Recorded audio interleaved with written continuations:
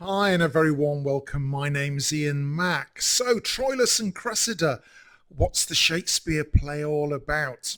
Over the next 8 minutes or so, I'm going to take you through the basic characters, the plot line, what happens in each of the acts, any notes worth pointing out, together with some infographics to reference. So, if you're ready, let's get going. Troilus and Cressida is a five-act play by William Shakespeare, written around 1601-1602, first published in 1609, but there is evidence to suggest that it may have been performed privately, but rarely staged in Shakespeare's lifetime. It was included in the first folio in 1623, but placed ambiguously between tragedies and comedies. It draws on Homer's Iliad for the Trojan War setting, but uses medieval retellings of Troilus and Cressida's story found in Chaucer and de Caxton. Set during the Trojan War, the play follows both the battlefield and the bedroom.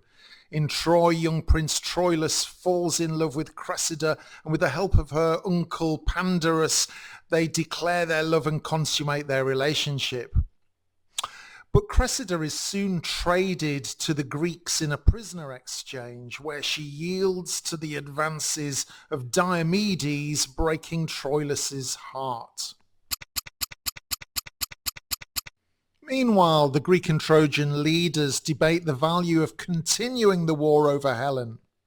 Heroes like Hector, Achilles, and Ulysses display pride, cunning, and betrayal rather than honour.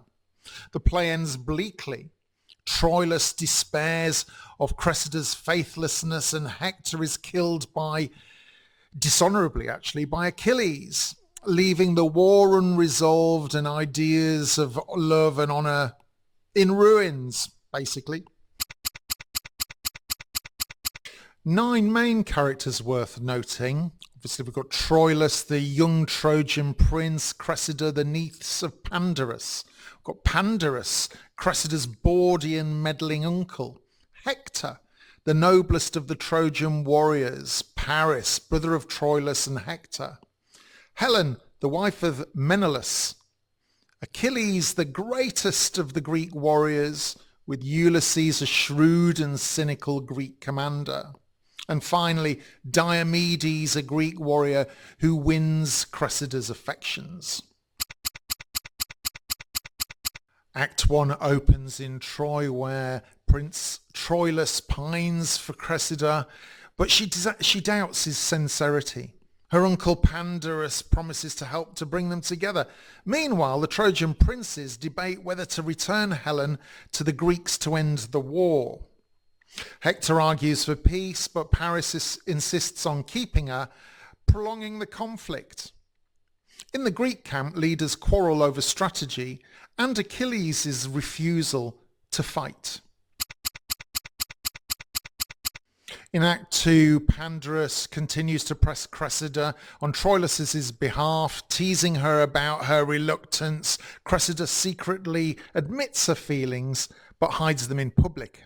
Among the Greeks, Ajax is chosen to challenge Hector, while the other commanders struggle to manage Achilles' pride. Themes of love and war run in parallel. Both seem governed by vanity and manipulation. Pandarus finally brings Troilus and Cressida together.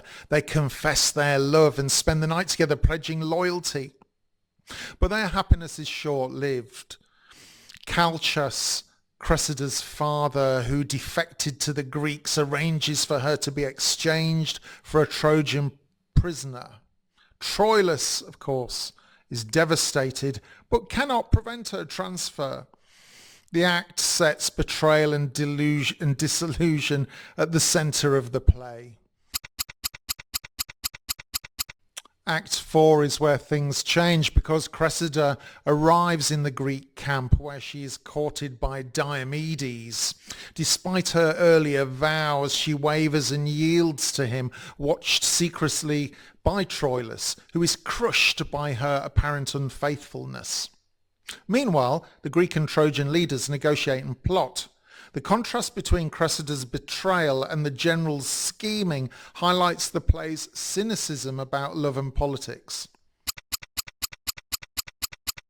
In the final act, the war intensifies. Troilus, enraged by Cressida's betrayal, swears revenge on Diomedes.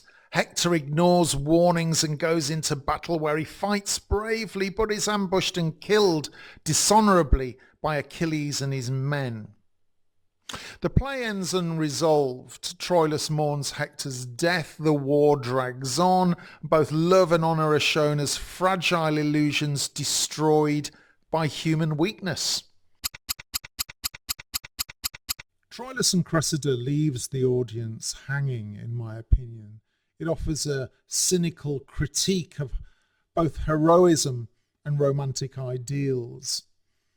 Troilus's idealized love is betrayed, Cressida becomes a symbol of inconstancy, and Hector's honour is destroyed by treachery.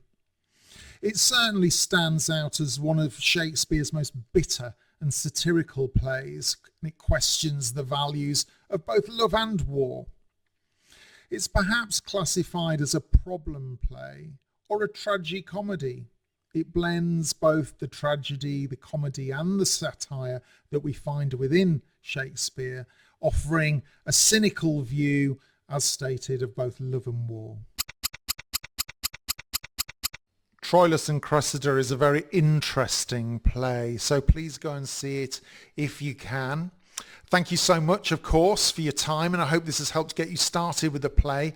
Don't forget to share any information in the comments below. That helps others, and I look forward to meeting you again in the next one. My name's Ian Mack, and remember, time is knowledge.